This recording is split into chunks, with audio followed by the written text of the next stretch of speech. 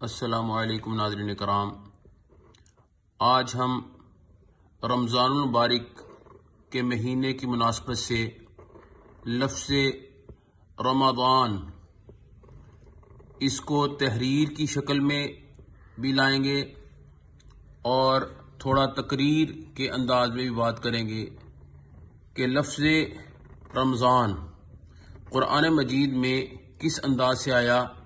شہر رمضان الذی انزل فیہ القرآن، رمضان کا مہینہ وہ مہینہ ہے جس میں قرآن نازل ہوا، اور کس لیے نازل ہوا؟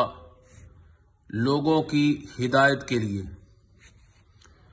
اور رمضان کے بے شمار فضائل ہیں جس کو اس مختصر ویڈیو میں بیان نہیں کیا جا سکتا، لیکن چند فضائل پہ بات کریں گے کہ نوافل کا ثواب فرائض کے برابر، فرائض کا ثواب 70 فرائض کے برابر ہو جاتا ہے، اور رمضان المبارک کے روزے رکھنے کے عوض انسان کو تقوی کی عظیم دولت ملتی ہے۔